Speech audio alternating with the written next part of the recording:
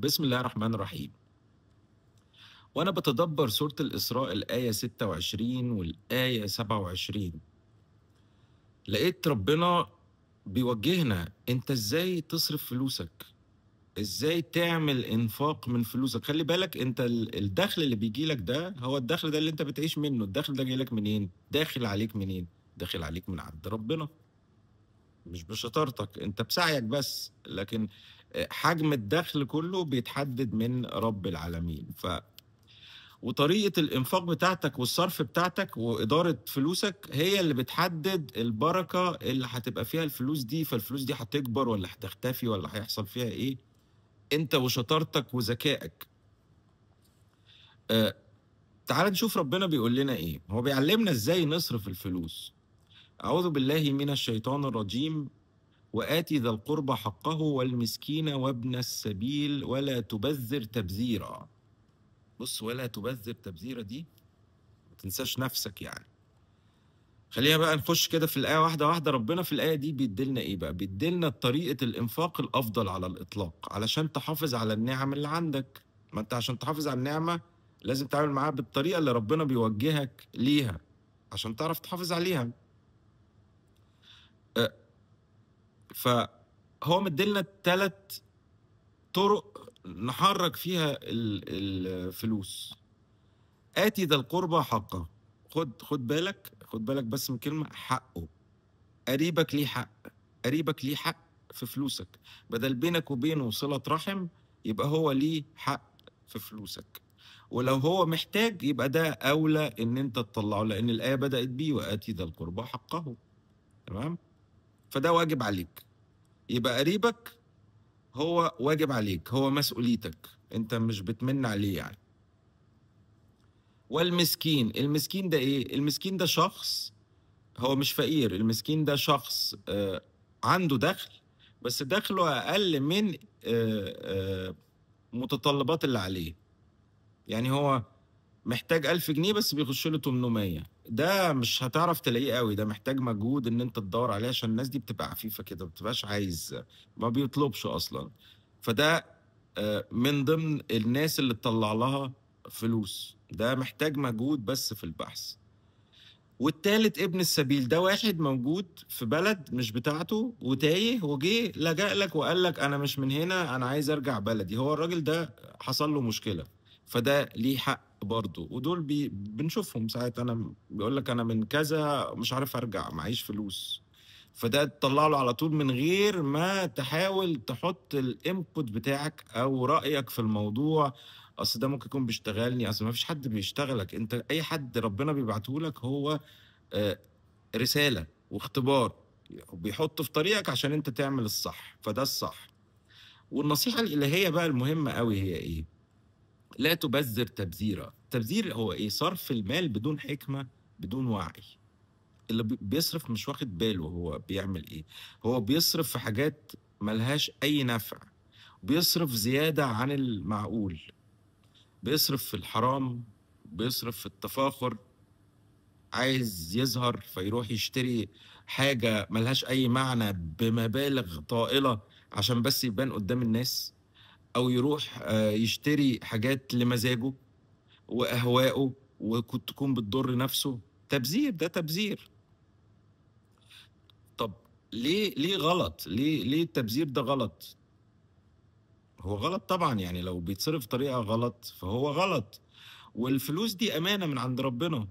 آه، ففضل ربنا عليك ده انت لازم تتعامل معاه بطريقة شيك، تتعامل معاه بطريقة طليق، لان هو جاي لك من ايه؟ من رب العالمين.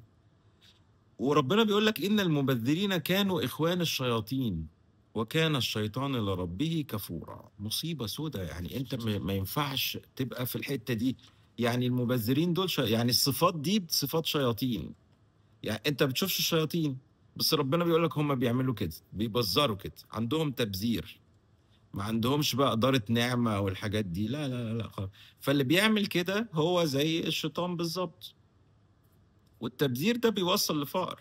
يعني انت ممكن تشوفها في حد يقول لك مثلا شايف الراجل اللي هناك ده مثلا، ده الراجل ده كان غني جدا بس بص ضيع فلوسه. ضيع فلوس. في ناس بيحصل لها حالة من الهوس، يكون يورث مثلا، ف وهو اصلا ما عندوش بقى خبرة في اي حاجة، يروح واخد الفلوس دي كلها عامل بيها ايه؟ يصرفها في اي كلام، فيقضي بقية عمره في اي كلام، وده مبذر بقى. فهو دي بتبقى نتيجة طبيعية ان هو يعيش في حالة من الحرمان بسبب التعامل اللي تعامل بيه مع فلوسه والرزق اللي ربنا اداهوله. والمبذر ده شخص تافه، يعني هو هتلاقي بيصرف فلوسه على كل حاجة تافهة زيه كده، آه، كل حاجة تأذي نفسه، عايش تماما لمزاجه. آه، تلاقي بقى ربنا في الآية 29، احنا لسه ماشيين بقى: ولا تجعل يدك مغلولة إلى عنقك ولا تبسطها كل البسط فتقعد ملوما محصورا. طب بص، ولا تجعل يدك، ربنا ربط الايه؟ ربطها بالايد. الايد هي اللي بتناول الفلوس، هي اللي بتناول الخير للغير، هي اللي بتمسك الرزق وبتحركه. فبص ربنا، بص التشبيه، لان دي مسؤولة عن الانفاق، ايدك مسؤولة عن الانفاق.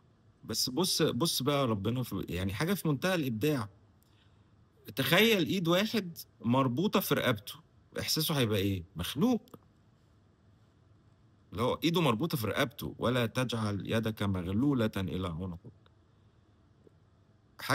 حاجة صعبة جدا، وحاجة مهمة. المنظر نفسه منظر صعب، يعني واحد ايده مربوطة في رقبته.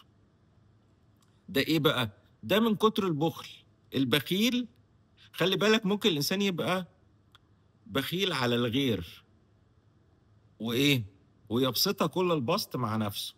يعني هو اول ما يجيله رزق يدلع نفسه تماما، وينسى مين بقى؟ ذا القربى، ينسى حقه بقى، والمسكين وابن السبيل، ينسى الناس دي.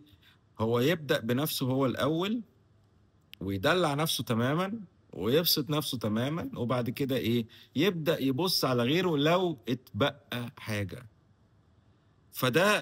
ده بيبسطها، وفي نفس الوقت ايده فين؟ ايده مغلولة على غيره.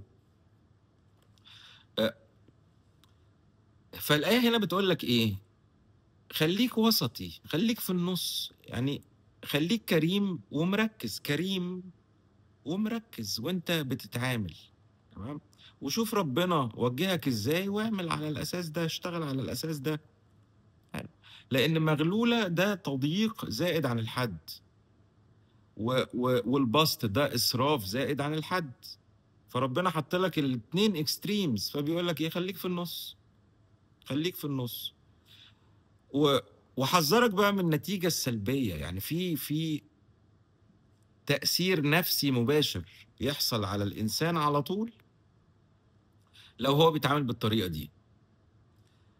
ملوما. يعني إيه ملوما؟ يعني هو ربنا في الآية بيقول لك إيه؟ فتقعد ملوما محصورا. بيقول لك خلي بالك عشان ما تقعدش كده بقى. يعني إيه ملوما؟ إحساس باللوم المستمر.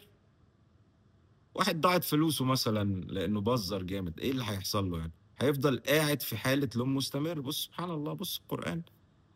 وهيجي له ايه؟ وهيبقى عنده جلد ذات، وبيعاتب نفسه على طول، ملوما. ده احساس اللوم.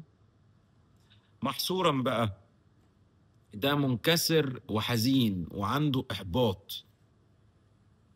ف الاحساسين دول صعبين جدا، ودول ده ألم نفسي بسبب الطريقة دي. يعني هو ربنا بيقول لك بص بقى، اصرف فلوسك بالطريقة دي، وتعامل بيها مع نفسك بالطريقة دي. دي طريقة إدارتك لفلوسك عشان ما يجيلكش المرض النفسي ده، تخش في لوم وحسرة. فربنا بيقول لك خلي بالك. وده نتيجته كده، بدل ربنا قال إن هيحصل مرض نفسي بسبب طريقة الصرف دي، يبقى هيحصل الألم النفسي ده. هو اللي خلق النفس، هو عارف إيه إيه اللي بيجيب لها مشاكل، وإيه اللي بيجيب لها الأمراض. فهو بيقول لك خلي بالك، يعني ممكن طريقة صرفك لفلوسك وبتطلعها لمين، وبخيل ازاي، ومبذر ازاي، ده ممكن يجيب لك امراض نفسية. فربنا بيقول لك خلي بالك، القرآن فيه شفاء، بيديك النصيحة وبيديك الدواء في نفس الوقت. والسلام عليكم ورحمة الله وبركاته.